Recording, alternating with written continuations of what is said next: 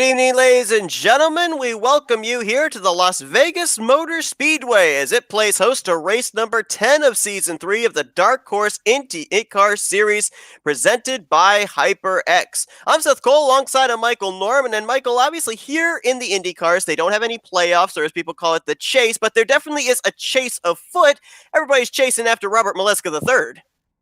Yeah, absolutely. It's a very hard race for them to do because second place is 134 points out of the lead, but for everywhere else on back, the spots that are ahead of them are easily obtainable. So one mistake out of any of these drivers could lead to falling far back in the points. Talk about that points gap, and that's just from first to second place. There's a lot of drivers that are still in the conversation if they can finish out the home stretch with wins or at least decent finishes, and Moleska III running into some issues. One driver that's trying to do that is the defending champion, five-time winner last season, only one victory so far this year, and that's Nn Degroot. Now, Degroot currently, as we still have a little more than 3 minutes to go in qualifying, he is on the pole position. So I would say that including here tonight, with 9 races left on the schedule, it's go time for him now if he's going to win back-to-back championships. Yeah, absolutely. He's got to get up there. He's got to get up there fast. He was struggling last week at Worldwide Technology Raceway, but here he is on the pole tonight, and he's looking to take advantage of that big time. So Las Vegas, as we know, it's going to be under the lights. It's going to be a lot of grip available to these drivers. And one thing that we noticed in practice as well, we can expect maybe a little bit more towards the midway portion of this race. It is going to be a multi-groove racetrack. You're going to see drivers migrating up to that second and third line. And of course, we know when you move up to those lines, you get clean air to the nose. So we should be in for some good side-by-side racing from the front all the way to the back of the field. Oh, yeah. This is kind of like a stock car or super speedway race for these Indy cars here. You're going to see them try to run the outside lane. Now, at first, the outside lane may not come into play, but the more they run up there, the more they'll rubber in the outside lane, and it could become a factor late in the race. Robert Moleska III is a 5-time winner now after picking up his 3rd straight victory last week at Worldwide Technology Raceway. Coming into tonight, however, of his 5 wins, only one of them at 1.5 miles. That was at Texas Motor Speedway. Currently, he is scheduled to roll off from the 3rd position should somebody snipe a spot on the podium in these final few minutes of this qualifying session. So if you're Robert Moleska III, what's the mentality now? Because as we said, triple digits, he is ahead of second place in points. So is it now about consistency, or is there enough of a points gap that you can kind of be risky and make some overly aggressive moves to try and pick up win number 6, 4th straight win? I mean, he has such enough of a gap that he could really try anything to win. He's got nothing to lose in this race, especially after winning last week. I mean, he can be as gutsy as he wants this race, and he's always gutsy. If you watched him at Worldwide Technology Raceway, he was led a lot of the laps, and when he fell back, he was back up to the front in almost no time. So he is very gutsy, and I don't see anything changing here tonight. Another thing that could play a factor into that as well is next week we're going to our 3rd road course race of the season at Watkins Glen, and so far Robert Moleska III is a perfect 2 for 2 in the road courses this season in going to victory lane. Qualifying nearly coming to a close right now. Looks like our front row going to be Nn Degroot on point. That has not changed, and Jimmy Drinan right now is posted in the 2nd position. If that holds, it will be the highest starting qualifying effort for that 94 car, and that's another thing that we're going to have to keep an eye on here as well. You talked about this almost being kind of like a super speedway type race with these Indy cars, and we know at the super speedways, doesn't matter what kind of a car it is, usually you have some of those sleeper drivers that normally aren't up at the front sneaking out top 5s, top 10s, and even on occasion wins. So can we expect to see that here tonight? I wouldn't put it past any of these drivers. Like you said, anybody who starts their engine here today has a shot at winning. Now, as we said, with this being like a super speedway, Seth, these drivers will be all over 3 wide, maybe even some more than 2 wide. But these cars cannot go below the white line. I believe that was what was said in the drivers' meeting.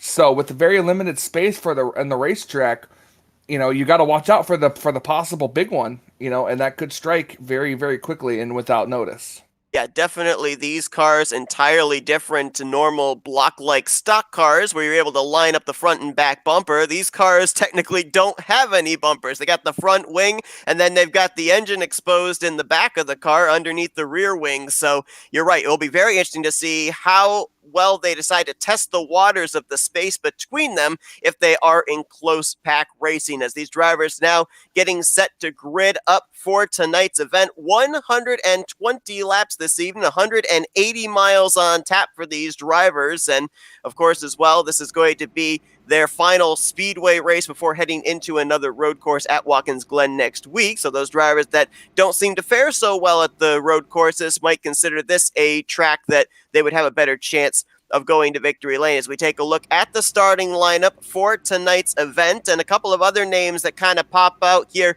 towards the top of the starting lineup. Dylan Moskowitz rolling off from the 4th position. Of course, it was a twisted Trojan 1-2 finish last week at Worldwide Technology Raceway. And Matt Wagner starting up there in that 5th position. There's a couple of drivers that really struggled last week. Wagner would be one of them. Absolutely, and the guy that's sitting second in points now, the new second place driver, which was Alex van der Sant, he qualified back in the 22nd position, so he's going to have a struggle this race to get up through the pack and up towards the front. All right, let's talk about another aspect of super speedway racing. A lot of times we'll bring up the moniker, it's not where you start, it's where you finish. Does that apply here tonight in the case of the 317? I don't know. We'll have to wait and see. This will be the first time I've actually seen IndyCars race at Las Vegas, so it could very well be a crapshoot, if you will, like you could see in the Las Vegas casinos. Also have to wait and see if maybe, just maybe here tonight, pit road is going to play a part into who's going to end up making it to the start-finish line first and who is not. Of course, these drivers run with a limited fuel cell, and based off of previous tracks at mile and a half configuration, my assumption is that it's going to be anywhere between 30 to 40 laps these drivers can go. Probably about the max would be 40 laps they could go on a tank of fuel. So let's say that we run green from here to the finish. That is at least 2 pit stops these drivers are going to have to make here tonight. Yep, and just like we've seen at any other super speedway style track, you never know what's going to happen, and if they're going to be under green, under yellow, or just how fast the pit stop's going to be. Because the longer you're on pit road, the more spots you can lose on the racetrack. Not to mention having to go from 200 something miles per hour down to pit road speed. Show to your starting lineup here tonight, courtesy of Lionheart Racing. The Lionheart Racing Series working closely with Dark Horse Racing, providing setups for the 2021 season. Find out more at LionheartRacingSeries.com. Lights out on the pace car, the new Ford pace car here in the iRacing sim, and he's going to make that looks pretty cool. It's a beautiful pace car that was just released this week, and it's going to turn to the pit lane and turn this field loose as Nick Degroot's going to lead us down. And let's see who's going to have the gamble here tonight in Sin City. We're racing at Las Vegas. Good start by Nick Degroot, but like we said before, if this being a super speedway, you don't want to get that big of a lead because the draft will swallow you back up whole.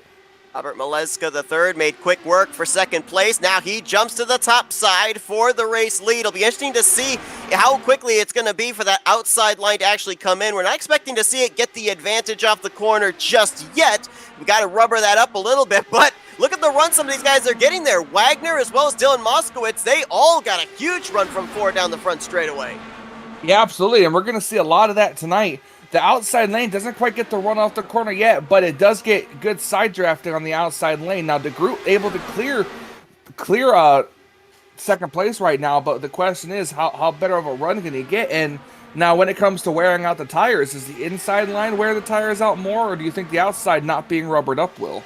Oh, I'm not really certain, to tell you the truth. I would assume that the inside line, at least for that right front, it's going to heat up the tires even more. Outside line, like we see Matt Wagner running, I don't think it would be quite as abrasive, but to your point, with there not being so much rubber laid up there, it could actually be wearing down those tires more so with the fact that they're actually getting that rubber off the tire into the racetrack to be able to get that extra grip. And we're seeing drivers even all the way up to the wall. I think I saw Josh Garner and David Leclerc back there. Actually, one car was into the wall. I think that was Covey Moore. So you got to be careful you don't overstep that cushion on the top side. Absolutely. This race is going to come down to who can turn the steering wheel the least amount. And by that, I mean you got to have a smooth run into the corner so you're not bumping and losing and brushing off speed. Seth, you know this all too well. Mr. I can really do good at qualifying on super speedways back there. It's all going to come down to just the amount of movement from the steering wheel. Yeah, and we're going to take a look here at exactly what you're talking about. Riding on board with the 99 of Matt Wagner as he watched this battle for the lead. Wagner, the highest one up in the field that has gone to the third lane. He's actually going to go up there again, it looks like, on the entry to turn 1. And slowly we're starting to see that middle and outside groove get a little bit of a run through the center of the corner off. And that's just going to get better and better the longer they stay up there. I'm noticing he's staying in 5th gear. These Indy cars have a 6th gear. Question is, do you think they're getting that fast, or do you think that the setup just has it as a 5th gear setup? Well, the thing of it is, too, a lot of times in the speedways, the Indy cars, when they shift to a 6th gear, it actually is a drafting gear. Not really sure that they need it here at Las Vegas. If they stay in the 5th gear, it's going to allow them better exit off the corner and better straightaway speed, which I think is translating to why Robert Moleska III is able to get such a big run to the outside line. So I think they're not really relying on that draft gear right now, which says to me, none of these guys are in fuel-safe mode. It is all-out go time for these guys. Something we're seeing out of Matt Wagner right now too. He can get a good run going into the corner, but he ends up losing it by middle to exit because the very outside lane isn't quite rubbered in yet, and it loses all of his momentum. Talked about a couple of drivers that probably don't run up at the front regularly, that with the way that the pack racing is here at Las Vegas, could be some sleepers, and a few of them are about to crack the top 5. AJ Musselman actually just moved into the 5th position, and Michael Spell in the 88 back there as well. I think we've had a driver with an incident, Victor Santos in the 24, off the pace, heading down the back straightaway and into turn 3. Absolutely, we're going to go back and look at it again. Not sure if maybe he just got out of shape, but no caution for him. Or they were looking at it now. He's coming up, and oh, I see what happened. The 7 of Gary Corley actually clipped the back of him when he tried to move up to the outside lane there. So a little bit of miscommunication there, and sent Victor around a couple of times down the back straightaway, but did not bring out a caution flag. Tough there, tough. Wow, that's great. Good job, me. Tough break there for Victor Santos, 4th in the point stands. Another driver's had an issue. The 317 of Van de Son. No, I'm sorry, that's Michael Spell. He's got the whole front end going off his race car up there. Turn 4, and he just got clobbered by another driver. Caution's going to fly. That, I believe, was Joe McAdory in the 4 that nailed him. Ooh, that is not good. I'm trying to find it right here. I think the contact might have been between Alex Van de Son and Michael Spell. Spell had the whole front end gone. He tried to bring it down across traffic to pit road. There was nowhere for Joe McAdory to go. We'll go back and see what the initial contact was, but it definitely started with the 88. I saw what happened. Michael Spell, they were almost 3 wide back there. Michael Spell went to turn into the corner and clipped the back bumper, or I can't say the back bumper, the back part of another car, and he overcorrected it up hard into the outside wall, collecting a couple of others as well. I believe that was the 94 of Josh Drynan that was to his left, and the blue and yellow car on the outside, I think, was the 12 of Josh Garner. Oh my goodness, I don't know who that was. Might have been Jeffrey Duncan that drove underneath the flipping 88, but a tough break there for Joe McAdory, who had absolutely nowhere to go, and we're going to see if indeed it was Jeffrey Duncan. No, it was not. It was actually Todd Schneider that we're going to take the onboard with, and boy, I think we need to check the heart rate on that driver, because he got a bird's eye view of a flying 88 car. Oh yeah, it's never fun seeing a car flying in front of you. I've seen that way too many times, and it is absolutely not fun. And the thing that I love about it, too, with this onboard, you just see he was constantly driving the car. I guarantee you he was keeping an eye on the potential landing spot of that 88 car, but you saw his hands were constantly working the wheel just in case he was able to sneak through, which indeed he was. And we got some drivers coming down pit road here, Michael. Degroot was the first off pit road I just saw, but a couple of others stayed out, including Robert Moleska. He's going to be our race leader right now. Top 9 deciding to stay out, along with Matt Wagner, Dylan Moskowitz, AJ Musselman, AJ Hobson. Then Covey Moore, Jimmy Drynan, and Gary Corley. Benjamin Combs, the last of those that stayed out, so Degroot will restart in 10th. And Craig Forsyth, another driver that struggled last week, lost a couple of spots in the standings, dropping from 8th to 10th. He's going to line up 11th with Nicholas Winook, Josh Garner, and Gail Brooks, completing the rest of the top 15, with Alex Van Desant actually completing that top 15. It looks like Michael Spell is going to be back on track 3 laps down, at least, when he comes back. Same for Joe McAdor. He's right now 2 laps down. And Charles Teed has fallen a lap down in the 5 machine. I didn't see him get involved in an incident, but he lost a lap somewhere in the last 10 laps or so. Yeah, I want to say maybe he started on pit road. I'm not too sure. Yeah, because he's still sitting on pit road right now in the number 4. And Charles Teed, I'm not sure what happened. I think he was part of the accident. I think he was the one that was bounced into, kind of like ricocheted off the wall a little bit as part of that accident. All right, then he would have been the one that I misidentified as Josh Garner then. So that would make sense, getting that damage to the right rear, having to repair it. So obviously he's hoping for another caution to come out. He would then be the recipient of the free pass, as 24 drivers will be on the lead lap when we go back green. Still waiting on that Ford pace car to give us the 1 to green signal. Robert Moleska III right now has been able to stay up towards the front, but he was battling at the time with Nick Degroot. Degroot decides to come to pit lane, and this is interesting strategy on the part of Nick Degroot, because he gave up some pretty good track position. Yeah, absolutely. I'm not sure what the strategy was there. I guess maybe some fresher tires.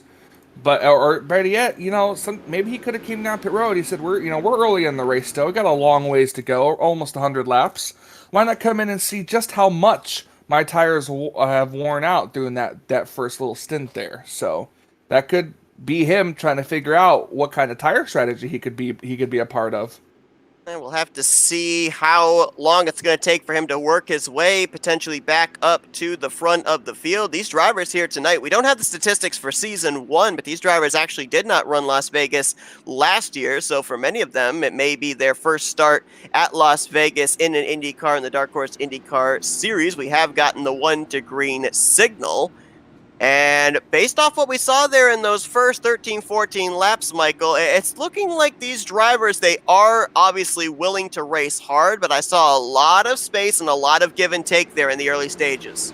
Yeah, these drivers are trying to race a little more cleaner.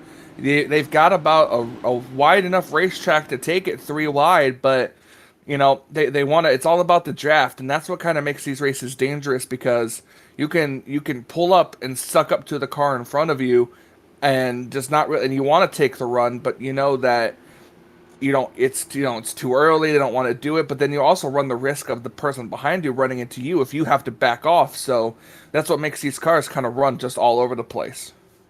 AJ Hobson, keep an eye on him. He actually was really strong at the end of last season. He's now actually been picking up spots in the standings last couple of weeks. Finished top 5 last week at Worldwide Technology. Finds himself 14th in the standings, and he rolls off from the 5th position in that bright green machine right behind AJ Musselman. Careful with the stack up, guys. Green flags in the air, and Jimmy Drynan ran into the back of, I think that was Gary Corley. We nearly had ourselves an immediate yellow at the flying of the green flag, and the guy that capitalized was Nick Degroot. He just passed 3 cars because of that. Yep, we've seen the stack up happen last week at Worldwide Technology, so they're trying not to have the same thing happen again. That's kind of the thing with single file restarts, is you can't really pass so until you restart finish line. So if one car doesn't get going, then you have to slam on the brakes, and everybody else behind you won't see it till the last second, and then it's just pandemonium. It has completely put a gap between the top 6 back to 7th place, which is Nick Degroot, as Matt Wagner taking a look to the outside of Robert Moleska III. And yeah, when the pace car hits pit road, the restart is in the hands of the driver P1, in this case Robert Moleska III on that restart, and everybody trying to anticipate when he's going to go. That leads to that stack up, and I'm wondering how that's going to affect Jimmy Drynan, because he's the one that made the contact with the front end of his machine. We got one car back here on the very outside lane wobbling around. I don't quite know who that is. It could be Corley? I think it's the coming to pit road. I think it could be the 94. He was real squirrely, as we do have a car coming to pit road there. Well, that would make sense, because Jimmy Drynan was the one that hit the back of Gary Corley under that restart stack up. So Drynan dropping and Corley coming to pit lane. Tough break for the both of those drivers. And again, we're going to be going back to a lot of the aspects of super speedway racing. And another aspect of that is you have to have a pristine race car to get the maximum draft, the maximum straightaway speed. And right now, with that damage to the front wing, I just don't think the 94 car has it. I don't entirely remember for sure, but I'm pretty sure that Las Vegas Motor Speedway has progressive banking. So it actually might, the outside lane may come into play, as we have a 3-4 car battle here for the race lead. Covey Moore now enters into that 4-way battle you were just describing. Covey's had a very strong season. He's got 5 top 10 finishes, 3 top 5 finishes, and 9th in the point stands, as he just got around Dylan Moskowitz, who's coming off a runner-up finish last week at Worldwide Technology.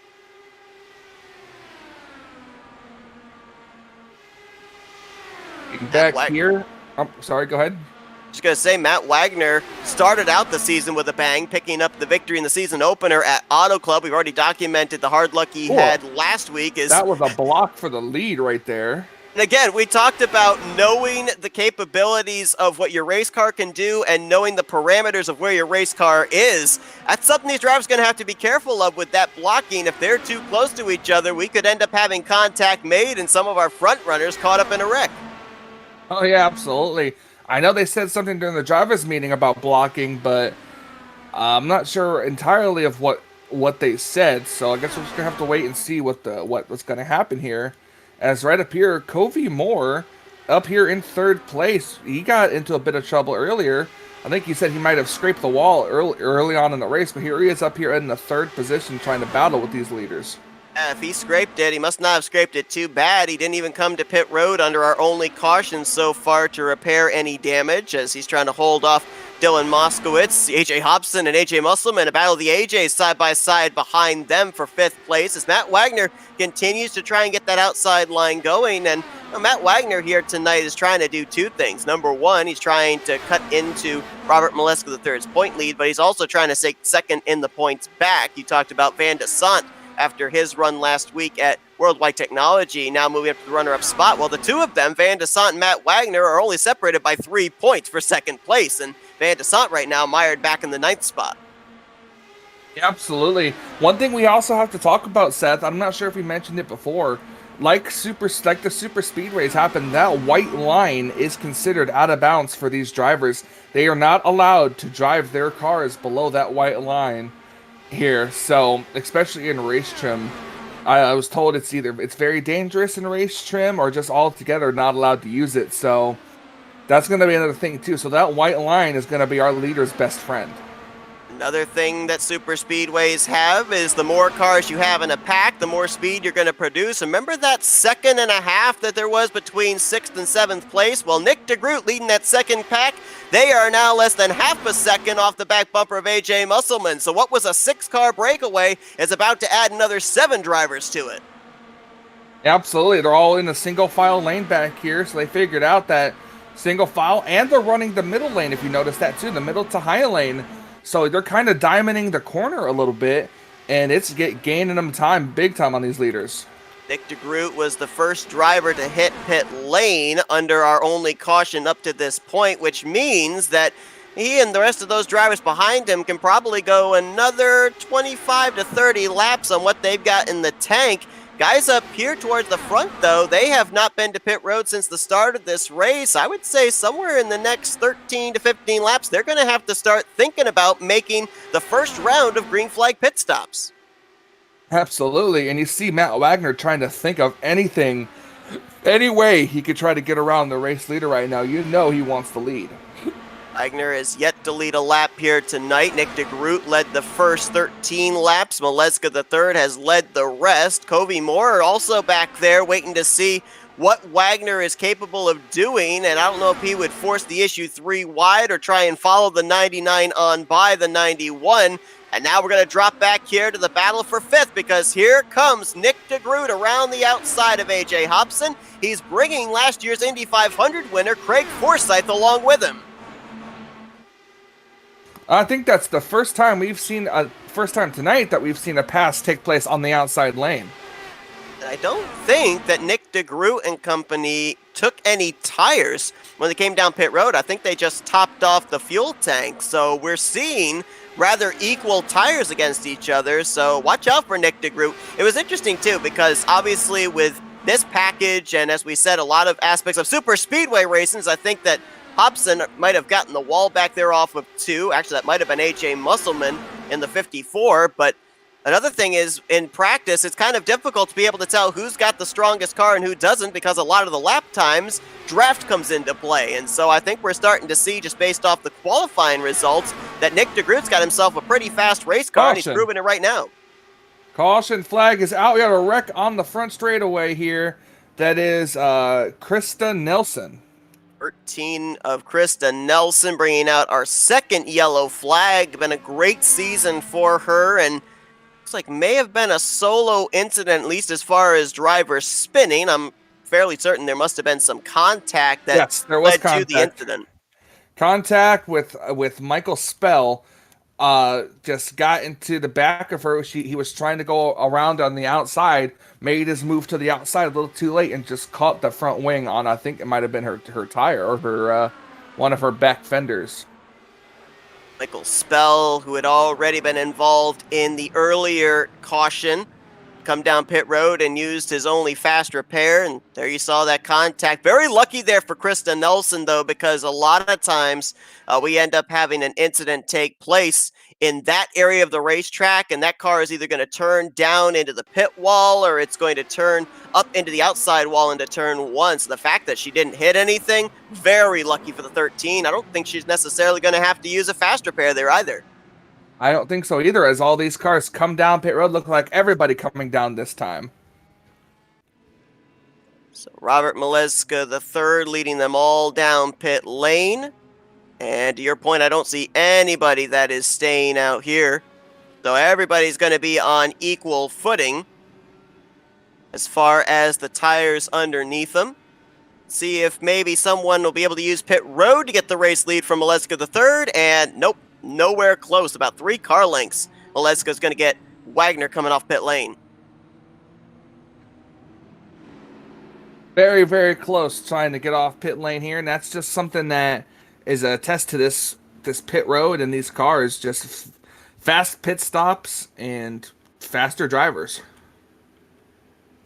Looks like we did have one driver that elected to stay out. We'll see if this is going to be just staying out to lead a lap and then coming to pit road, or if he's actually going to lead us to our second restart. That's the 12 of Josh Garner, who would be out there for 22-lap old tires over the rest of the field. The driver that was very happy to see that caution, Charles Teed, gets the lucky dog, so 24 drivers will be on the lead lap when we go back green flag racing. Looks like that 12 car is not planning on coming to pit lane, so this is interesting strategy. And of course, with this being an early caution or second of the night in the first 35 laps, dependent on how quickly Josh Garner falls through the field, if we end up having late race yellows, I'm certain the drivers in the field are going to keep tabs on this 12 car and think about, if he's able to actually stay up there and remain competitive with 20-lap old tires to our fresh Firestones, that might be something we might think about doing in the closing stages of this race.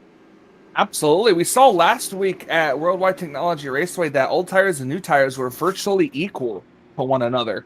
So maybe it'll be the same way here. I don't know. Maybe that's what Josh Garner is thinking I mean, I guess it really depends. We'll have to wait and see when the restart happens, but this is going to be something that, like you said, all these drivers are going to watch. So who knows? We'll have to wait and see if it pays out for them. Lights out atop the pace car, so we're going to be going back green flag racing this time, I believe. They are not out on the pace car. They are not out atop the pace car. Well, we could still give the running order here. Josh Garner is going to be the leader when we go back green. Robert Moleska III will line up in second. Matt Wagner third. Craig Forsyth, his team was on it on pit road. He's going to be fourth. Covey Moore in fifth with Dylan Moskowitz in sixth. Alex Van Desant, Eric Shouse, Nick Degroot, and AJ Hobson going to complete the top 10. Bit of a slow stop there for Nick Degroot, who, when the caution came out, was running in the, I believe, fourth position. He lost 5 spots on pit lane, and looking at the pit stop time, it actually was the amount of time he spent getting down to and leaving his pit stall that lost him those positions on pit lane. Taking it a little too conservative. When you get a lot of people coming down pit road, it's hard to see where exactly your pit stall is, so that could have been him just trying to take it a little easy, trying to get into his pit stall, making sure he didn't miss it. Update on a driver that had early issues but had remained on the lead lap. That's the driver that was fourth in points coming tonight, Victor Santos. Right now he is in the 17th position, so we'll see if he'll be able to work his way up into the top 10. Another driver that we haven't really talked about tonight that's also up inside the top 5 in points, Eric Shouse. Just mentioned he's going to be restarting in 8th place. Certainly not the last time I believe we're going to be mentioning his name here this evening, as this time my eyes are correct in seeing that the lights are out atop the pace car, so we'll be turning them loose and going back green flag racing on lap 39, closing in on 80 laps to go.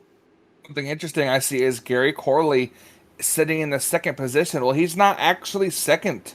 He's, I think, a lap or a couple laps down, and they're not sending him to the rear of the field. So it looks like he's going to be restarting right there in between first and second place. Yeah, the Indy cars and the IndyCar series run with the integrated lap cars merging with lead lap cars, and so Corley, who is -2 since he came off pit road behind Josh Garner and in front of Robert Moleska III, that is where he will restart. So we'll see if he's going to be a little bit of a roadblock for second place on back, as Josh Garner, first time tonight, he's going to be leading them back to the green flag. Up through the gears he goes, and again, a bit of a stack up back there around the 6th position.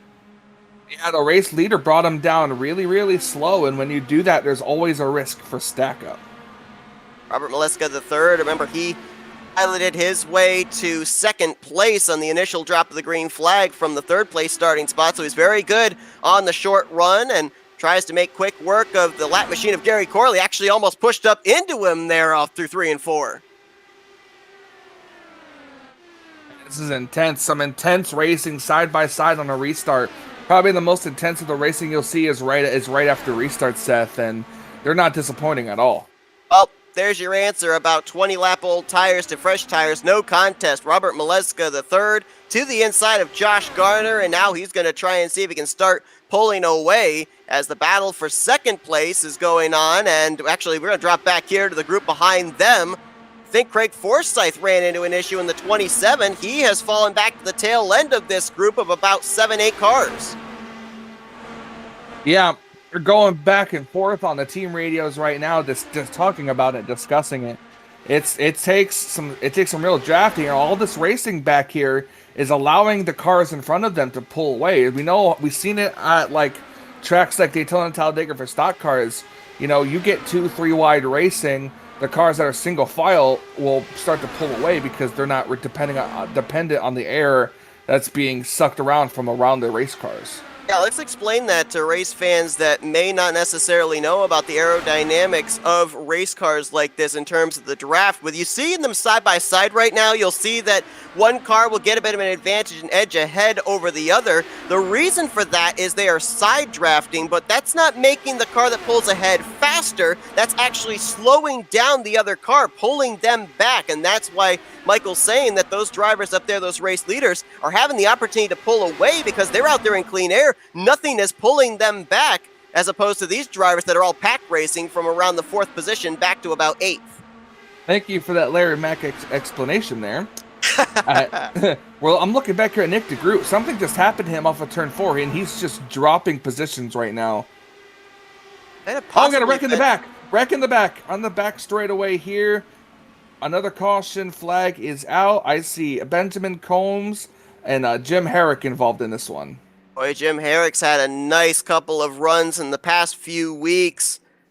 And Benjamin Combs, he's been trying to get his season turned around. Combs is 19th in points. Herrick is 12th in the standings, and a lot of damage sustained to both of those race cars for our third caution of the night. Let's go back to turn 2.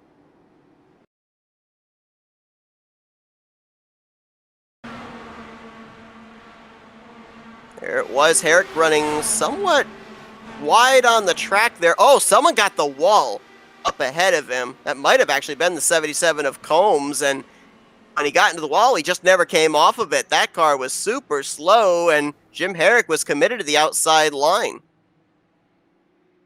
Yep, sometimes there's just no places to go when you're running up there. You're committed to a lane, and when something happens, you're either hitting the brakes to avoid it, or you're going to end up being involved in it. Just watch how quickly things happen here as we're on board with the 57. You're going to see that blue machine up ahead of him. That's Benjamin Combs. Oh, he got a little loose there coming out of turn 2 up into the wall, and there's just no reaction time for Jim Herrick, plus the fact that he was actually at least double wide, maybe 3 wide there, so there was no way he could turn down the racetrack to avoid, and you see there the suspension problems afterwards. Could not even turn the race car from pounding into the inside wall after the initial contact. Yep, sometimes there's just nothing you can do but just hold on. So caution comes out for the third time here tonight, past the third of the way mark. A couple of drivers electing to come down pit road from about the 15th position on back. A couple of those notables, Greg Forsyth and Nick Degroot. You talked about Degroot having a bit of an issue there. We know that Forsyth was slow on that restart, so almost wonder if those might be a couple of other drivers that went up and brushed the outside wall with the close quarter racing we've seen.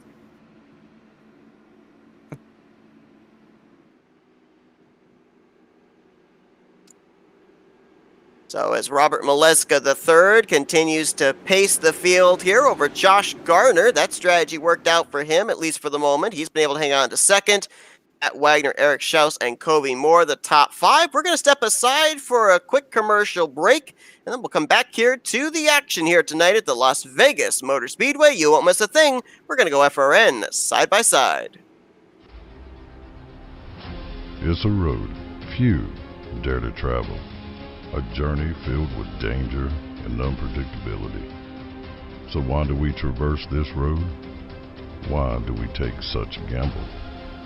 Because if we don't try, we'll never know what we could have achieved. That's why we strap in, rev up, and fix our focus on the ultimate prize. Because the reward is well worth the risk. The 2021 Nn Scr Daytona 500, Saturday, February 20th, exclusively on Flatout Racing Network.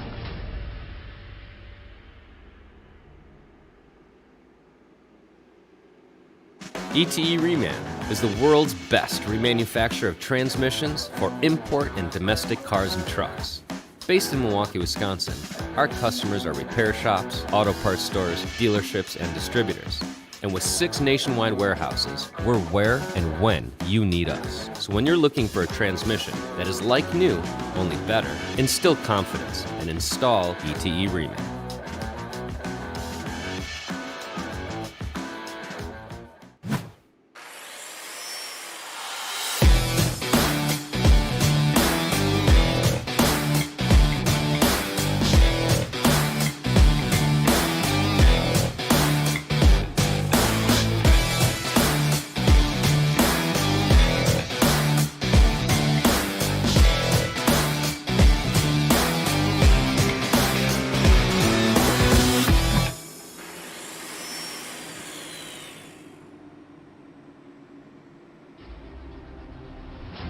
It's a road few dare to travel, a journey filled with danger and unpredictability.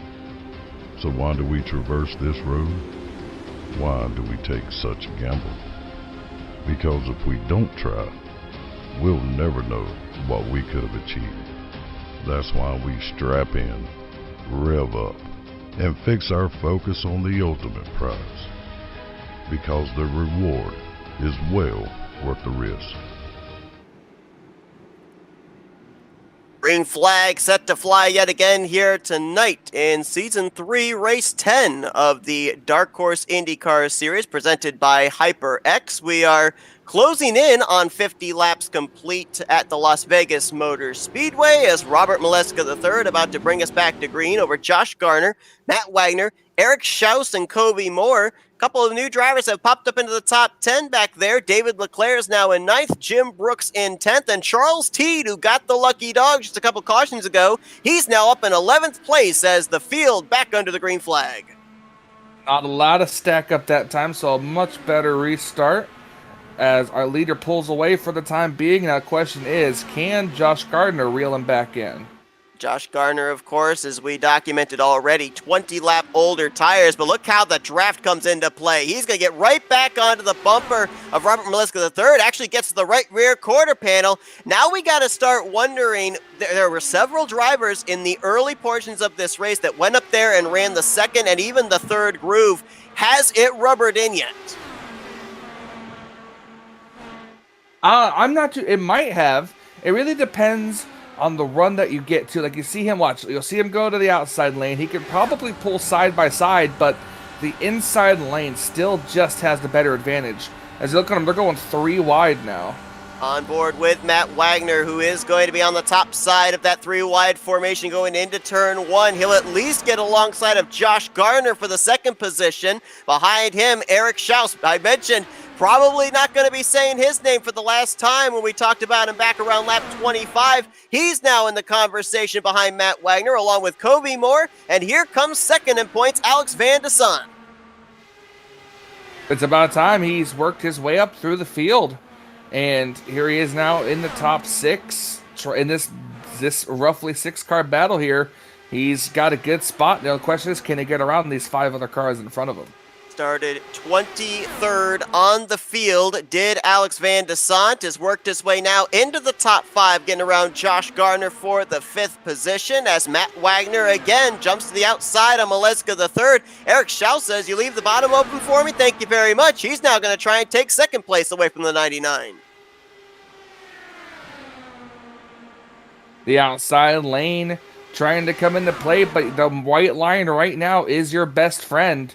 We're going to see. I thought maybe Matt would cross over. He has a chance to do it now. If he can get to the inside, he could take second place away, but just can't keep it underneath him. I think Matt Wagner is battling a real loose... Oh, hard on the wall back there. That's Josh Garner in the 12. He's going to keep it straight. I thought he might come back up into traffic. No caution will come out, but I think we can safely say that the tire strategy of staying out under the last 2 cautions, it definitely came back to bite him as he got loose off the second corner, and now he's coming to pit road. Very, very tough break there for Josh Garner. Oh, and we have a lead change as well on the back straightaway going into turn 3. Eric Shouse has taken the lead away. Not sure how he found a lane to the inside of Robert Moleska III, but it is the shorter way around the racetrack, and it is going to put him on point. I was going to mention, I thought the strategy for Robert Moleska here tonight was just going to be not give up the bottom, force those drivers the longer way around the racetrack, but Shouse was able to find a little chink in the armor. Now he's the control driver in the line that he prefers. Yeah, it looks like we're looking back at the pass. He was able to complete the pass on the inside. Moleska gave up the inside, and Shouse had a run, and he passed up on the inside lane. Wagner still trying to get that now 2.5 groove, if you will, going. Kobe Moore and Alex Van de Son, 5-car breakaway, and then it is over 2 seconds till you get back to 6th place Dylan Moskowitz. He's got AJ Hobson, Charles Teed, Jimmy Dryden, who started on the outside of the front row in this group, Jim Brooks, David Leclerc, as well as Nick Degroot, all in this pack from 6th back to around the 13th position. And Michael, as I'm looking at the telemetry right now, as opposed to last time when we had a second pack reeling in the lead group, this second group is actually losing ground to the top 5. Yeah, and the way these cars, because these cars aren't racing that bad. They're racing and then they're getting single file. They're racing and then they're getting single file. This other pack here, they're single file, yeah, but they I guess they're not really close enough to make it work. Like they're more spread out than they should be, and I think that's what's causing them to lose their spots here or lose their draft.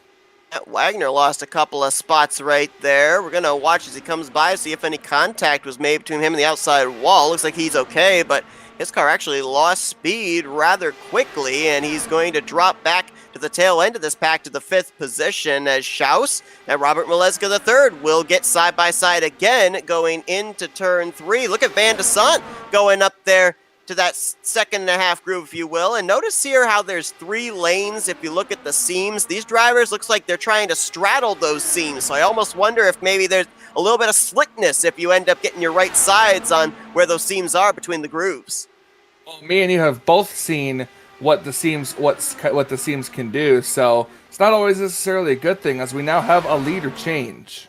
And I just noticed that. I wonder if that's how Eric Shouse made the move earlier on Moleska to take the top spot. And I think maybe a reason why that inside line was open on both occasions is a driver maybe starting to push up in the corner, going up towards that outside wall and leaving 2-3 lanes open on the inside line.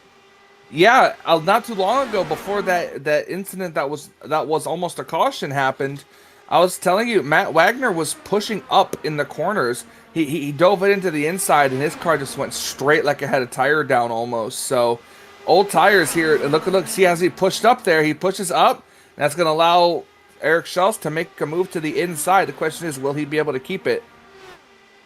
Almost had contact between Shouse and Alex Van de Sant, as de Sant got a good run off of turn 2 as well. And look at these guys trying to very carefully side draft each other. They don't want to make contact. Oh, they may have made contact that time. Oh yeah, they're battling real close. This is super exciting.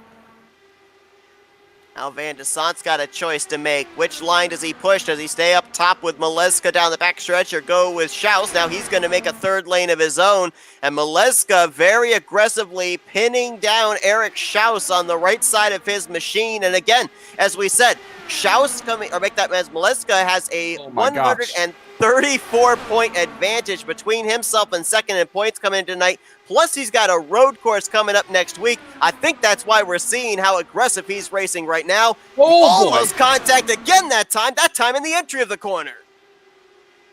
Man, that was close. Alex just came over the driver's radio, told him easy.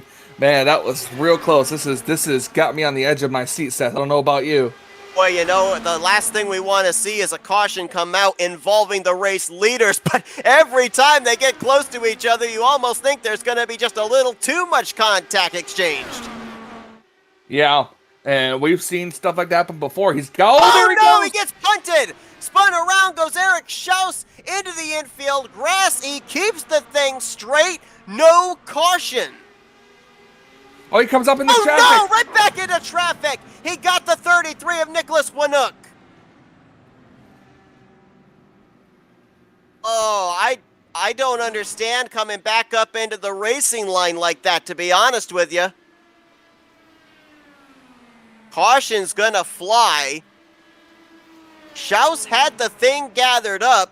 There was clearly oncoming traffic. I don't know why you would bring the race car back up into the middle of the racing surface. I don't necessarily know if he had control of the car when it was coming back up. I'm not sure if maybe it was an equipment malfunction at some point, but I'm trying to listen over the driver's audio to see what exactly happened, but I'm not sure if that could possibly bring a penalty towards him, because that could have easily been avoided. Well, let's watch this here to your point about possible mechanical issues, because he gets spun down in the infield, and there's a short track here in the infield. Right there, you see the car bounce into the air from the grass to pavement transition. Again, right there. Let's see. Oh, man, it's so difficult to tell if he was able to turn that car or not, but we clearly saw it came right back up onto the racetrack and nowhere for a very fast closing in Nicholas Winook. Let's actually go on board with the 72, see if we can tell if he was in control of his race car after he spin through the infield.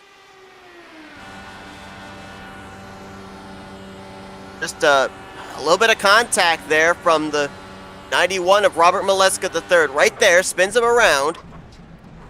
See the car jump up into the air once. It's going to jump up into the air again right here, and he is turning the race car, it looks like, and he does bring it up onto the racing surface. It looks like, at least from the onboard, that he was still in control of his race car in some way.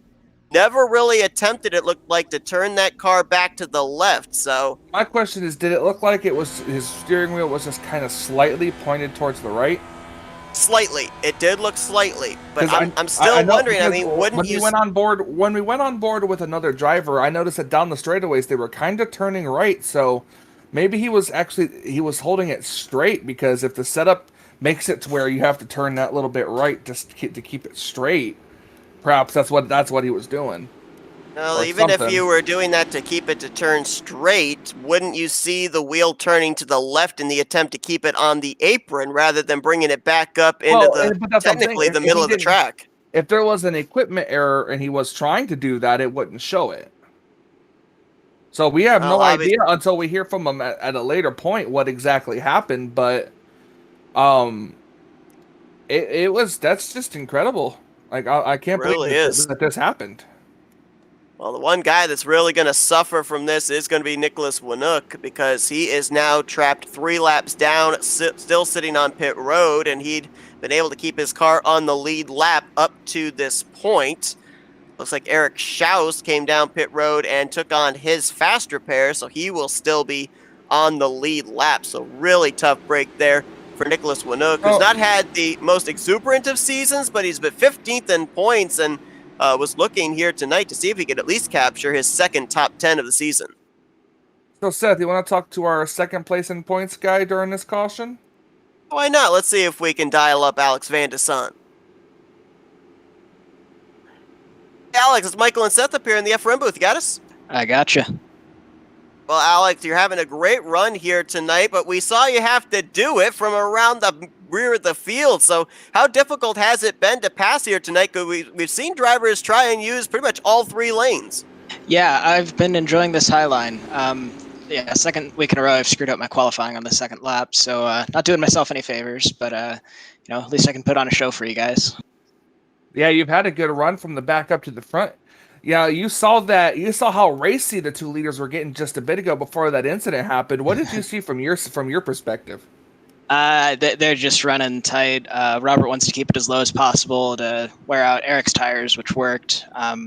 We had that moment in 3 and 4, which life flashed before my eyes. But then, it looked like Eric he wore out his rears and looped it off of 4, which is pretty easy to do. So, gonna try and not do the same thing. All right, so Alex, we've been speculating up here. You're down there front and center knowing exactly how this track is in terms of the grip available in those lanes, and we're wondering, when is that second and third groove finally going to get rubbered in enough for you guys to get the advantage off from the center of the corner to the exit? Because we see you guys are able to gain ground on entry, but you can't seem to be able to follow it up through the center of the corner. So the thing is, once the tires wear is when the second line becomes a lot better. You can carry a lot more speed, less risk there, but we're going green now. All right, we're going to let you get back to it. Good luck there, Alex, as he's going to be restarting in the second position behind Robert Moleska III. Matt Wagner will be lined up in 3rd place. Nick Degroot now up to 4th with Kobe Moore in 5th. Dylan Moskowitz, AJ Hobson, Charles T., Jim Brooks, and Jimmy Drynan are going to complete the top 10. We do have one driver that has retired from the event. That will be Jim Herrick. He'll finish 27th. Nicholas Winook is still yet to return to the racetrack. 23 cars on the lead lap of 25 that are still running on the racing surface as the green flag back in the air with 50 laps to go.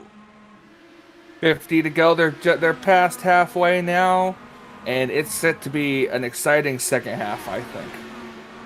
Good, decent restart there again. We saw a couple of our earlier restarts with some near stack-ups. Things a little bit more spaced out now. And look at this. We talked with Van de Son. He said he's very comfortable on the top side. He's gone right back to it, trying to get a run for the race lead on Robert Moleska.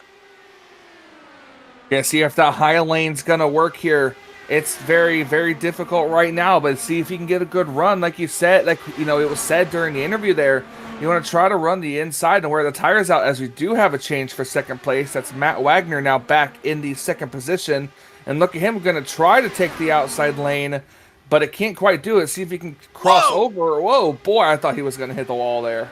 That was a close one as he tried to make a shallow exit out of turn 4 and then drive it up to the high side on the front straightaway. And here comes the defending champ. The pole sitter is back, trying to go coast to coast here tonight at Las Vegas. That bright yellow number 1 of Nick Degroot. Yep, he's up here. He's got the middle lane. He's drafting. Gonna see if he can't help try to get these 3 cars to close up on the 2 race leaders. If they can just race a little bit more up there. 2 yellow cars now. If you throw in the 3 of Dylan Moskowitz, trying to finish 1 position better than he did last week when he finished runner-up to his teammate Robert Moleska III at Worldwide Technology Raceway. Behind them, Covey Moore. You got 6 cars up in this lead group, and might add in some more as Charles T. AJ Hobson about to bring some more friends into the picture. You know, that makes me wonder if iRacing will ever add a racetrack called Wild World. Wild World. That was your own mistake there. So you gotta now you have to own that track now. Anyways, as we see the battle for the lead shaping up here, we got who's that in second? We got our second place in points. He's still up here, but they're all chasing the points leader and race leader right now, Robert Moleska. Yeah, it's kind of interesting if you look at it right now. You got first in points leading, second in points in second, and just now battling for third place is third in points, Matt Wagner. So they're all lined up according to where they were in points coming into tonight. And Robert is not going to give up that lead easily. These cars are going to have to get up there, and they're going to have to take it from him. Going to be closing in on 40 laps to go, and if my projections are correct, these drivers may not be good to make it the rest of the way on what they've got in the tank. So, barring a caution, we could end up having a green flag pit stop be the deciding factor into who wins tonight's race. It's very, very possible. I'm just going to have to try to keep an eye out and see exactly what's going to happen. Now, right now, he is running in the 9th position, but how about the comeback run for Benjamin Combs? We saw his car all mangled up on the back straightaway about 20 laps ago, and he's been able to fight back up inside of the top 10. Yep, and that's good. Able to get up there, but passing's a whole nother story. It's not that easy to pass unless you can get a good run on somebody on the inside here. Ooh, Moskowitz. Boy, he hooked that inside line really well through 1 and 2. Almost got to the left rear quarter panel of his teammate Moleska, who slammed the door on him down the back straightaway. Yep, and that's what's going to happen. As we said before, white line is your best friend. Not only do these cars have to get off the corner, but they're going to have to dive it back to the inside just to be able to protect another car from going to the inside of them. Now Van de Sant's going to jump to the top side on Moleska III, and we'll see these guys now 12 laps into this run, and as we were talking with Van de Sant moments ago, he said that the outside lines start to gain an advantage as the tires wear down longer into a run, and now we see a lot of drivers actually jumping up there. Degroot, Moskowitz, they're jumping up to the outside line down the front straightaway. Look at them fanning out here. We've got about 4 different grooves being used here through 1 and 2. Yeah, and that's what's going to have to happen. The draft itself is not strong enough to help somebody pass on the outside lane here. So they could be trying to bait Moleska to the outside and then just make a quick run to the inside when they get the run off the corner. So Moleska has just got to run right about where he's running in order to protect his race lead. And, you know, it's going to be difficult for these drivers to get around him. I'm not certain about the drivers up here towards the front like Charles Teed. I don't know if he already used his faster pair after getting involved in an earlier incident or not, but I do know that at least the top 6 are yet to use a faster pair. So knowing that they have that in their hip pocket, yes, they would lose out on a lot of track position if they were involved in a wreck, but that might play a factor into how aggressive they're going to be in these final 37 laps. Yeah, absolutely. It's going to make it interesting to watch. You know, we've got 120 laps. We're only on lap 84, so there's still, like you said, about 30 laps there. Anything can happen, and we're just going to have to keep an eye on us. What we can is there's battles going on all over this racetrack. Certainly are. Battle right now for the lead. Battle for the 4th position between Matt Wagner and Covey Moore. Behind them, you got a battle for 10th place between AJ Hobson and Jim Brooks, and that would be the last couple of cars in this lead group. Then you got to go about maybe a third of a straightaway back.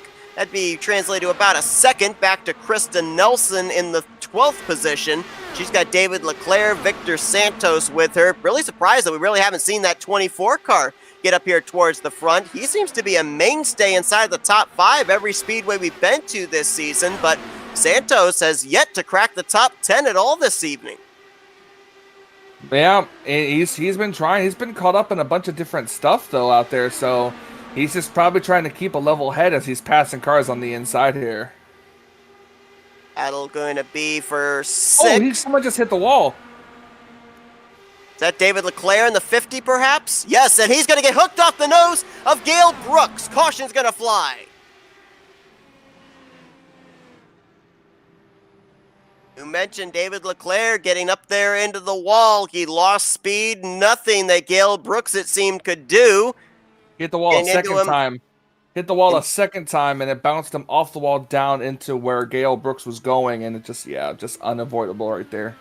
And it looks like David Leclerc may be out of the race after that. Don't know if he had already utilized his fast repair prior to this or not, and this looks eerily similar to what we saw have happened earlier on tonight with the 77 of Benjamin Combs, just running a little too high up the racetrack, and that car never turned off the corner. Yeah, it's old tires more than likely. Gale Brooks did limp 71 machine back to pit road. David Leclerc, as we mentioned, not so lucky, so it looks like he will finish potentially in the 25th position. We'll have to wait and see if Craig Forsyth and Joe McAdory will be able to pass him or not, as pit road is going to be open this time, and no surprise, just about everybody has come down pit lane here to the attention of their crews, and this to me now, Michael, says that they should be able to make it. They probably should, but Alex Vandersant actually got the race lead off of pit road. Nice pit stop for him, as he was roughly about 7/8 tenths combined of a second faster with his pit stop than Robert Moleska III. Nick Degroot, who had the number 1 pit stall, comes out third with Matt Wagner and Covey Moore. It's going to be the top 5 when we go back green. It'll be with less than 30 laps to go. So we're going to step aside for another quick commercial break, and we'll be back here for the restart at Las Vegas Motor Speedway. We're going FRN side by side. It's a road few dare to travel, a journey filled with danger and unpredictability. So why do we traverse this road? Why do we take such a gamble? Because if we don't try, we'll never know what we could have achieved. That's why we strap in, rev up, and fix our focus on the ultimate prize. Because the reward is well worth the risk. The 2021 Nn Scr Daytona 500, Saturday, February 20th, exclusively on Flatout Racing Network.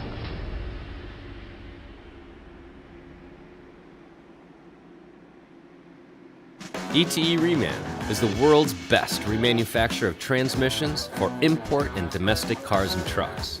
Based in Milwaukee, Wisconsin, our customers are repair shops, auto parts stores, dealerships, and distributors.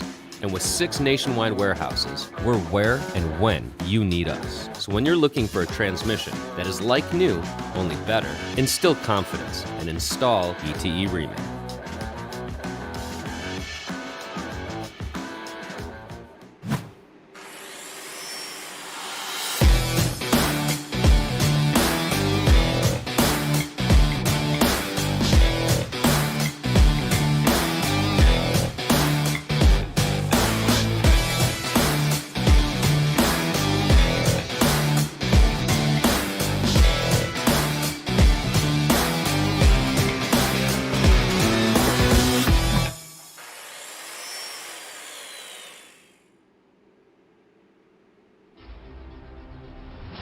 It's a road few dare to travel, a journey filled with danger and unpredictability. So why do we traverse this road? Why do we take such a gamble? Because if we don't try, we'll never know what we could have achieved.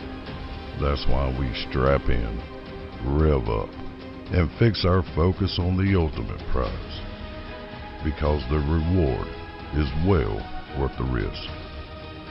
The 2021 Nn Scr Daytona 500, Saturday, February 20th, exclusively on Flatout Racing Network.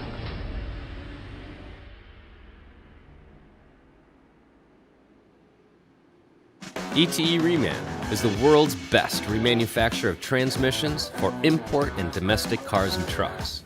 Based in Milwaukee, Wisconsin, our 29 laps to go here tonight at Las Vegas Motor Speedway as you're watching race 10 of season 3 of the Dark Horse IndyCar Series presented by HyperX. Seth Cole, Michael Norman, ready to bring you the finish of tonight's event. It's Alex Van de Sant leading us back to green, and Van de Sant, believe it or not, he is looking for win number 1 on the season. He's got the track position. We'll see if he can hold it.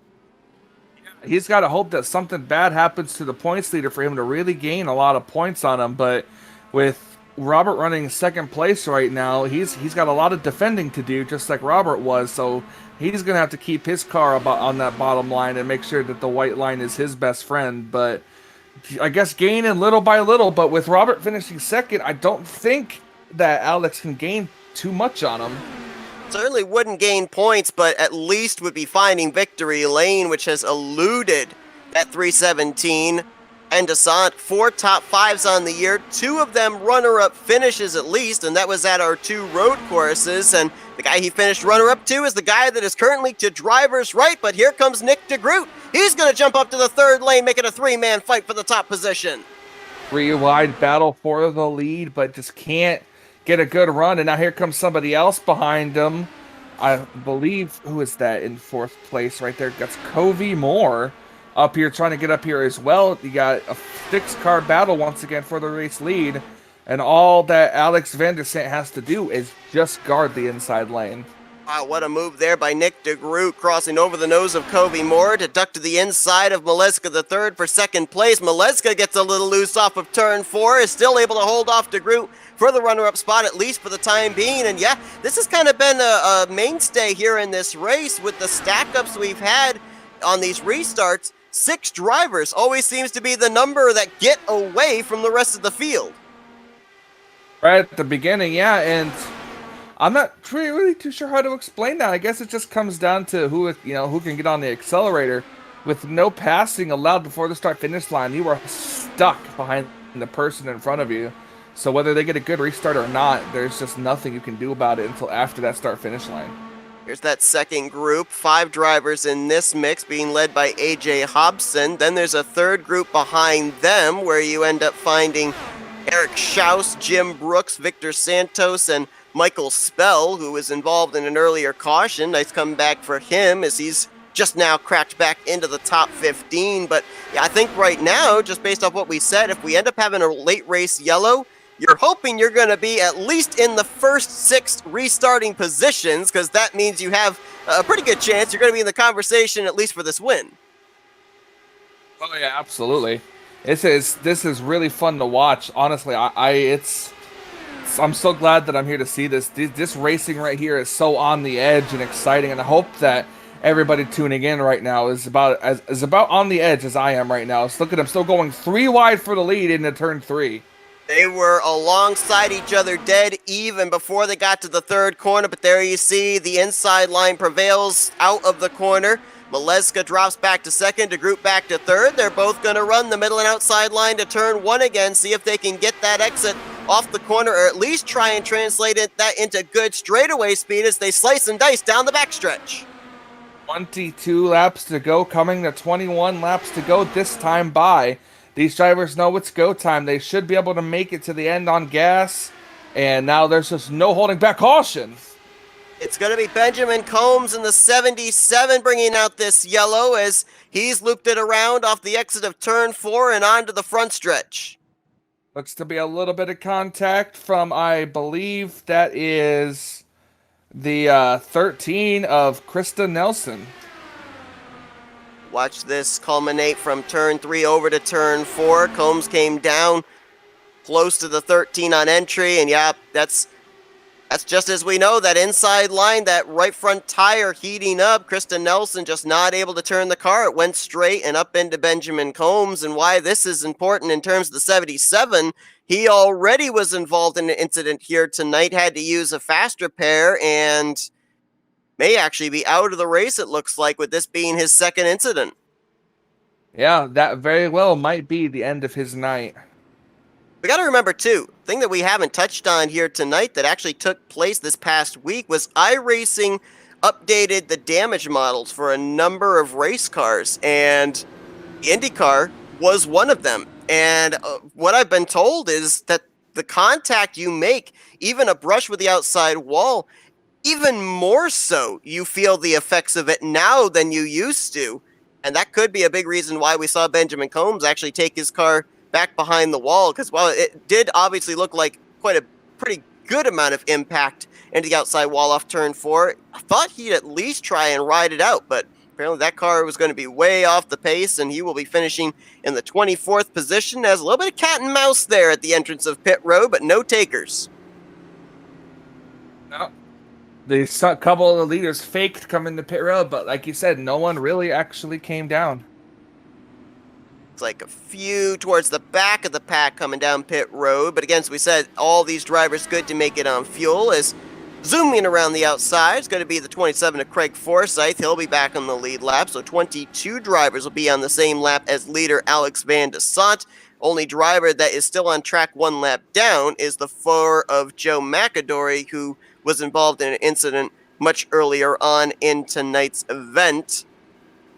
The lights go out this next time around, Michael. We're going to be getting the green flag with, I believe, 16 laps to go, maybe 17 laps to go. These guys are good to make it on fuel, but I'm wondering here for that 317 of Alex Van de Sant. He talked about how his car is so comfortable up there on the top side, but in order for him to really win this race, he's going to have to defend that inside line. And he said on the long run that car really wants to push up on that inside line. So he knows what these cars do on the long run. How does he counter that to keep the 91 in his rearview mirror?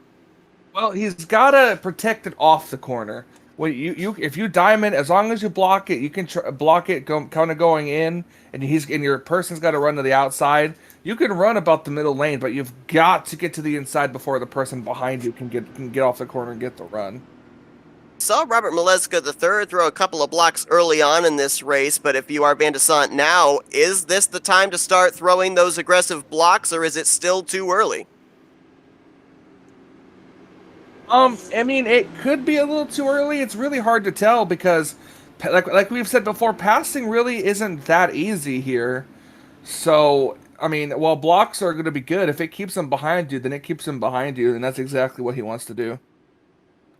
Right now, we've got 2 former winners inside of the top 5, 4 of them inside of the top 10. So the odds are in favor of a first-time winner going to victory lane. Van de Sant, right now the race leader, Moleska III, looking for his his 4th straight victory in a row. He's looking for his 6th win on the season, which would break the record held by Nick Degroot last year. Degroot lines up in 3rd, the defending champ. Covey Moore has been up in the top 5 all night long. He's trying to see if he can pull off the Cinderella story, as he'll be 4th, and Dylan Moskowitz looking at least for back-to-back top 5 finishes, but also looking for his first win of the season. He'll line up in 5th with Matt Wagner, Charles Teed, AJ Hobson, Krista Nelson, and Jimmy Drine in the top 10. Michael, the lights out atop the pace car, so we will go back green with 16 laps to go. I'm wondering, have we seen the last of caution? So far, 6 yellow flags have flown here tonight. I'm not sure. It's really hard. It's really hard to tell.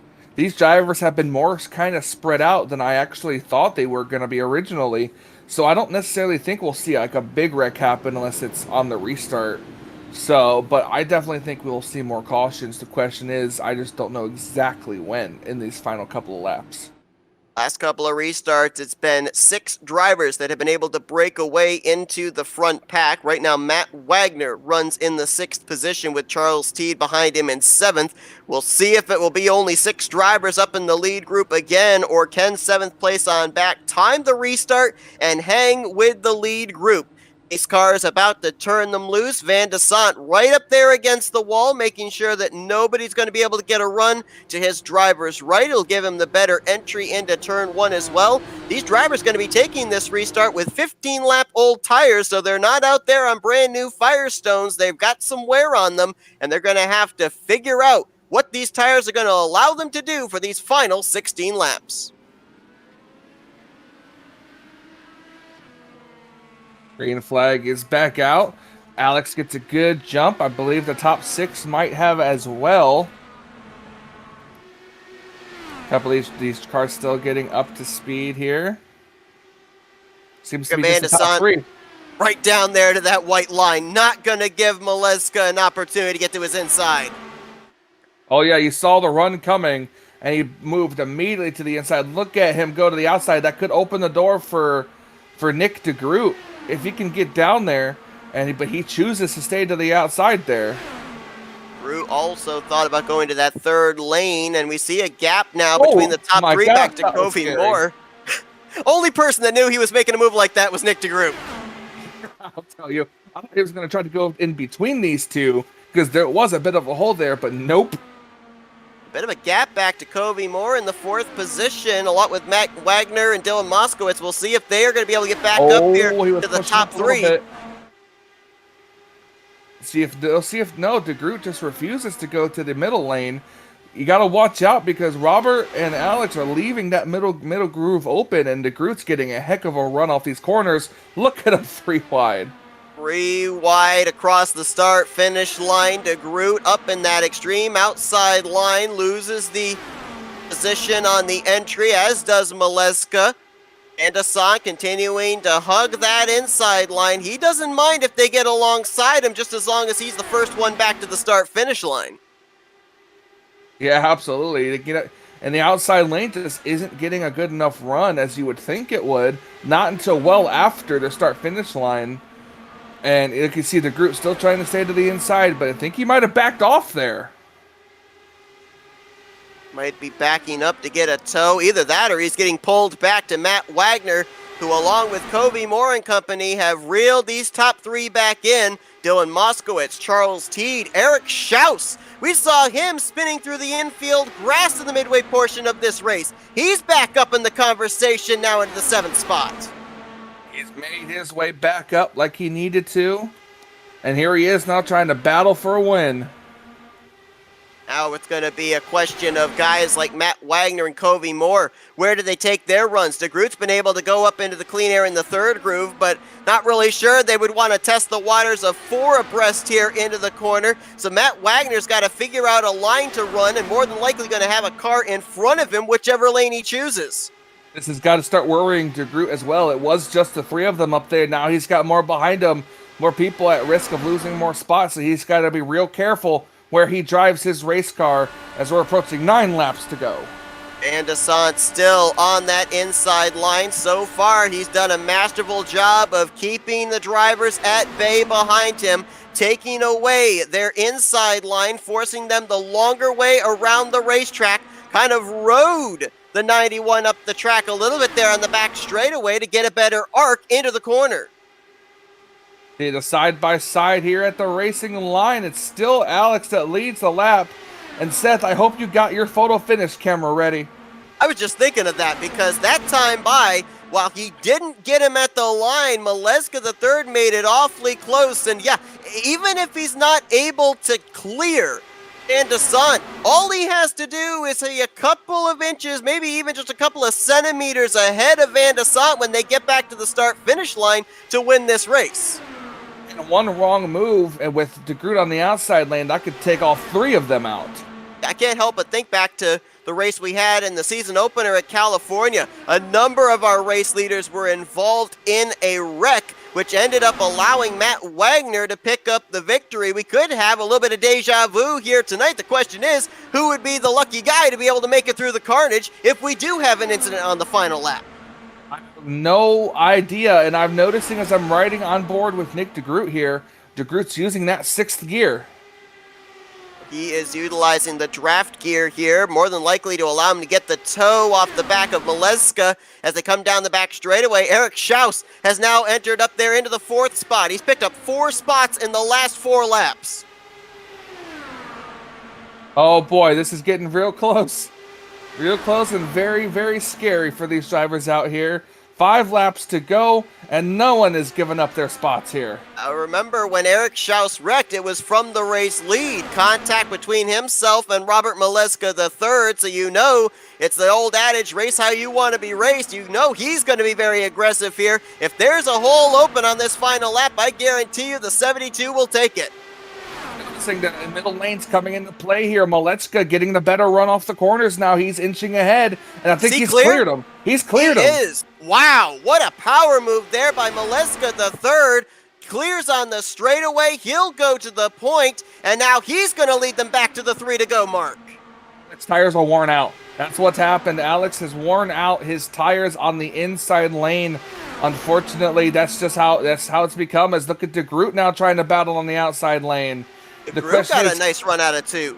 Caution. It's going to be AJ Musselman bringing out this yellow. Late race caution here at Las Vegas as Musselman sits over in turn 2 and now has to teleport to pit road. Went to the outside lane of somebody. He just got clipped. Went into the corner, just would not turn. Moleska taking the caution flag, and I believe that's going to do it. That pass could not have been timed any better for Robert Moleska III when he cleared Van de Sant. If it come out maybe 2 laps sooner, Van de Sant would have won this race. Yeah, I forgot these drivers do not have green-white checkers. Moleska III is about to make history here tonight as well. 4th straight victory and 6th win on the season. Degroot had 5 last year in his championship season, and Moleska is about to break that. And oh yeah, by the way, we're going to a road course next week where he has gone 2 for 2 at road course configurations this season in a potential bid for 5 wins in a row. That's utterly amazing.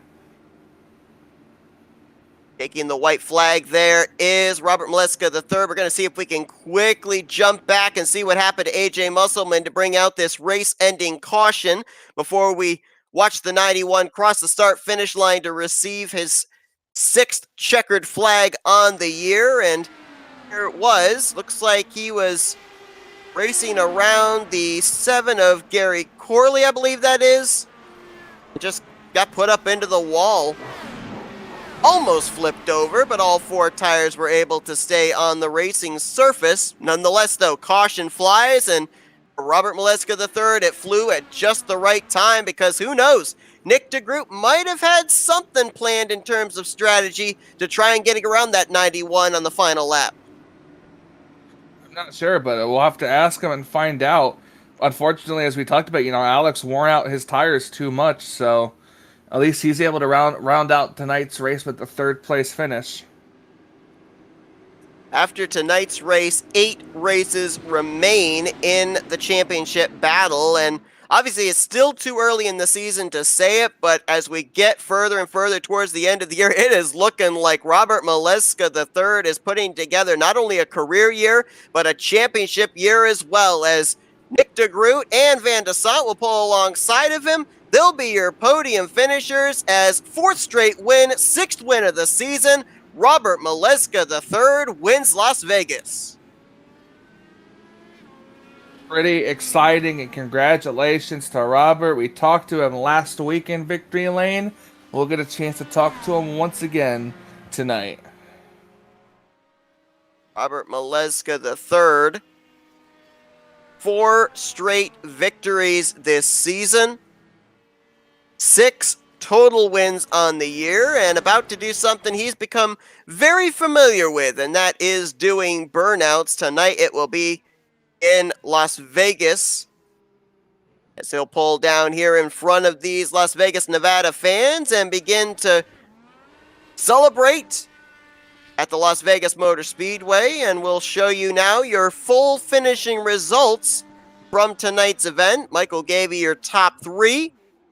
Fourth place is going to be Eric Shouse. That's a great comeback run for Eric after his spin from the race lead around the midway point of this race. And Covey Moore, to me, seems to be the kind of the dark horse driver this season because he struggled at the beginning of the year, but he has had good finish after good finish in the last 6 weeks or so. Absolutely. An incredible run for him and that team. And like I said, Seth, it's been an incredible night here at Las Vegas. Definitely has. Matt Wagner is going to get 6th, 7th for Charles T. That was a comeback run for him after getting involved in the first caution of the night. Dylan Moskowitz, AJ Hobson, and Jim Brooks. They are going to complete your top 10. And as we look through the rest of the finishing results, a couple of heartbreaks down towards the bottom of the running order, including 12 of Josh Garner. He ended up getting into the wall while running up inside of the top 10. And Nicholas Winook, as we already documented, got involved in a wreck that wasn't of his making on the front straightaway after Eric Shouse got spun. He finished out of the race along with Benjamin Combs, David Leclerc, Jim Herrick, and Eric Peterson did not take the green flag tonight. He will finish tonight's race in the 28th position. What do you say, Seth? Let's talk to our third place finisher. Hey, Alex, it's Michael and Seth up here in the FRM booth again. You got us? I gotcha. Man, you talked to us tonight about drivers on that inside line. The longer the run went on, that right front heating up and it getting tight. Was that what caused you to lose the lead there out of turn 2? Yep, that was. I just had nothing left in the right front. I was having to just starting to have to lift at the end of that run there, and Nick was not making it easy on Robert to give me some space either. So, man, that was nerve wracking, but well done to them. It just worked out in their favor. Yeah, it was an incredible run. You had a good lead. We were talking up here about what it would take those final 20 laps on the restart, and just how aggressive you would have had to have been on blocking. And just from your perspective, being the race leader, how difficult is it to keep the race lead? It's tough. I mean, when you have the tires at the start of a run, it's not a problem holding that bottom line. But after 5 laps and then later after 15 and 20 laps, that's when it gets, you don't know if it's really going to stick to the bottom or if you're going to get just a little bit of dirty air, or if you catch like some lap traffic, that's going to completely screw you up. So it's just about holding that line, driving with your mirror, really, which normally you don't want to do, but you kind of have to at races like this. Yeah, Alex, I got to ask you, we've seen you a number of times this season trying to one-up that 91 machine, more so at the road courses, it seems. We go to Watkins Glen next week. We've seen the great battles that you and Moleska have had at the road courses the last 2 times out. Going to a track a lot of drivers are familiar at in Watkins Glen, what's your thought process there? Yeah, so all four league races I've done at Watkins Glen on this classic layout, I've won. So I know how to race it. I'm really excited for it. Last season I got the win there, but I punted my teammate Craig to get there. So hopefully I can get it more cleanly this time. But yeah, feeling really confident going there. Well, Alex, congrats on a great performance here tonight. P3 at Las Vegas. We're now going to give you the opportunity for some thank yous, some sponsors, and shout-outs. Big thank you to lmcgear.com, as always, and my teammates, Krista, Craig, and Jim. And then, as well as Happy Trails Chili Company, now available on Amazon, so definitely search that up. Alex Van Desant, P3 here tonight, podium finish at Las Vegas. Once again, congratulations on a great run there, Alex, and we look forward to seeing that battle next week at Watkins Glen. Thanks, guys. All right, let's see if we can now get our runner-up finisher, the defending champion, Nick Degroot. Hey, Nick, it's Michael and Seth up here in the FRM booth. You got us? Hey guys, how are you tonight?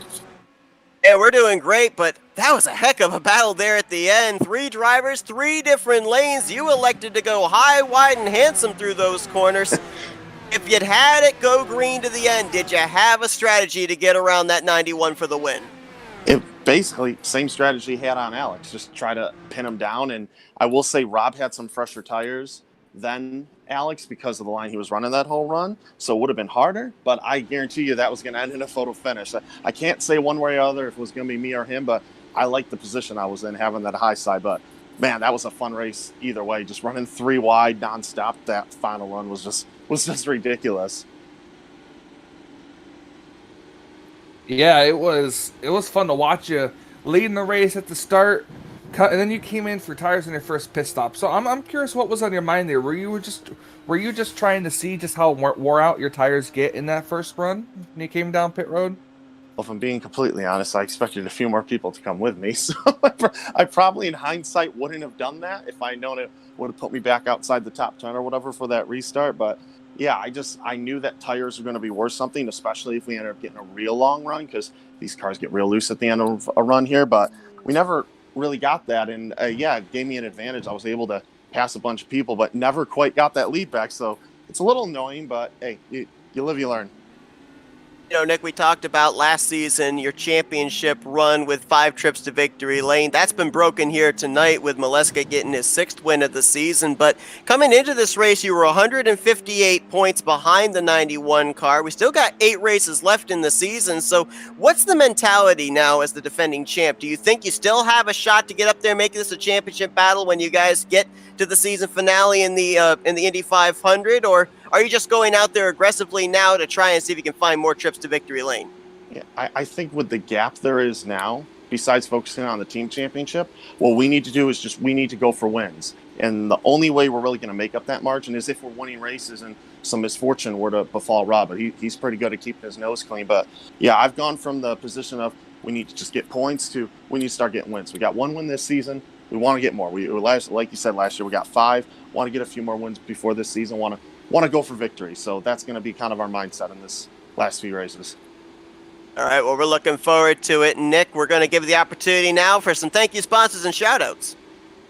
Yeah, Factory Back Motorsports, double top 5 tonight. Hope the boys that got cowboy shit like that. Motorsport.com, Motorsport TV, and all of our other backers. We got Buck Kicker on the car, I believe. And yeah, just glad we could put on a show for him tonight. That's Nick Degroot, runner-up here tonight at Las Vegas Motor Speedway, as he's going to pick up yet another top 5 here this season. Good luck next week at Watkins Glen. Congrats on the job well done here tonight. Thanks, guys. Can't wait. And let's go down to victory lane, and let's talk with our 6-time winner, Robert Moleska III. Hey, Robert, it's Michael and Seth up here in the FRM booth. You got us? I got you, boys. Man, you have been on fire here this season, and the stats just prove it. 4th straight trip to victory lane, 6 wins on the season. It's looking like if anybody's going to be able to mount a charge for this championship, they're going to have to go through you, and this team has been really consistent. Yeah, that was a battle at the end there. I know, if I make one mistake in these upcoming races, I know Alex and Nick, they're going to be, they're always up there fighting for the wins. So one mistake, that's going to cost me, probably 20, 30 points at least. So, got to keep firing on all cylinders while I can here. Yeah, you had lost the lead in that later half when you lost it on off pit road there, but you were able to get it back later on in the race right there. You made it just at the right time as that caution came out, not too long after you took the lead, man. Just what was going through your head right after you took the lead and then seeing that caution come out? I was very happy about that because I knew Nick got to my outside because if you're on the outside of the car on the bottom lane, you were gonna get him. So if he had another lap or so, I really believe he would have had me. Maybe not fully cleared me, but definitely across the line, photo finish style, he would have had the nose. Robert, we talked about the fact that 2 of your wins this season have come at the road courses. We're going to another road course next week at Watkins Glen, so we certainly expect for you to be a contender for that victory. But, looking at some of these other races on the schedule coming up, like Kentucky, Milwaukee, Homestead, Miami, are there any tracks that you're looking at going in with a little bit of hesitation, not certain if it's a track that might be an Achilles heel, or is the confidence level so high that it doesn't really matter what track we're going to? I think I feel good at all the tracks coming up except Milwaukee, like you said. I'm just not good at those, mile flat ovals at all. I don't have like a ton of experience there. Like in Indy Fixed, I made sure to skip Milwaukee because I'm not a big fan of that track. So I think for Milwaukee, if I can get a top 10, that will be a win for me, just because of my inexperience there and I just don't like those type of tracks. I don't know if you know it there, Robert, but not only did you get your 4th win in a row here tonight, but you also broke the single season record of wins in a season with 6 here tonight, so congratulations on that. We can't call it a dominating performance here tonight. You certainly had to earn it, but right place, right time to be able to pick up that checkered flag, so congratulations on that. We're now going to give the opportunity for some victory thank you sponsors and shout-outs. Yeah, really, I thought we made some changes to the setup and to the track for this race, and I think overall, I think the race was very good throughout the field. It sounded like so. Hopefully, we can get much cleaner races going on here throughout the field, and I think the next few races are going to be really good. That's Robert Moleska III, 6 wins this season as he takes the checkered flag here tonight at Las Vegas. Congratulations there, Robert. Go and enjoy this victory, and we look forward to seeing if maybe you can make it 5 in a row next week at Watkins Glen. Yep, thanks, boys.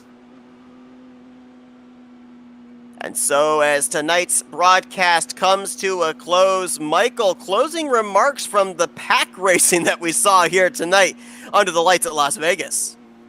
Oh, it was interesting to say the least. It was very fun to watch, 3-4 wide sometimes. As soon as these tires started to wear out, we saw the pack racing kind of thin out a little bit, but in the end, it came down to wearing out somebody else's tires to be able to pass them to get the win here tonight. So I was really hoping we'd be able to at least see those last couple laps run under green, but hey, it was still a fun and exciting race nonetheless. Now, next week, as we mentioned, we go to upstate New York for our 3rd road course stop of the season. We started out at the road course of Road America. Most drivers are familiar with that.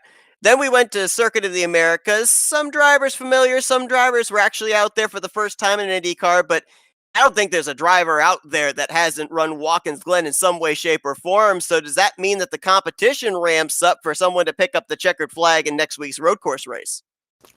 Oh, it's very possible. We haven't, I haven't seen much of it yet, or I haven't seen much racing at Watkins Glen, so it'll be all new to me to be able to see and watch if I'm here next week.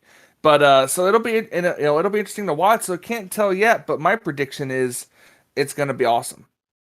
Definitely will be. I think as well, most road courses, you don't end up seeing cautions, full course yellows come out, and Watkins Glen always seems to be one of those tracks where the fuel strategy is going to come into play. So we may end up seeing somebody be able to snipe a victory just on fuel strategy alone, but we'll have to wait until then as Robert Moleska continues to celebrate here tonight at Las Vegas Motor Speedway, his 6th victory on the season. Michael's been a great one here tonight at Las Vegas Motor Speedway. Appreciate you joining me in the booth for it. No problem. It was fun being up here, and given the circumstances and everything else surrounding tonight, it was so much fun to watch, and I can't wait for next time. Absolutely. Thanks to everybody that tuned in here tonight as well. We hope you guys enjoyed our coverage of Race 10 of Season 3 of the Dark Horse IndyCar Series presented by HyperX. Next week, we're going to be bringing you the Watkins Glen International Raceway event, race number 11. Green flag will be scheduled to fly at 9 p.m. Eastern Standard Time. For Michael Norman, I'm Seth Cole. Enjoy the rest of your Wednesday evening as you've been watching another broadcast courtesy of the Flatout Racing Network. This broadcast is the copyrighted work of Flatout Racing Network and may not be rebroadcast, retranslated, or used in any form without the express written consent of Flatout Racing Network and iRacing.com Motorsports Simulations. Flatout Racing Network would like to thank you for your support, and we hope you enjoyed tonight's broadcast.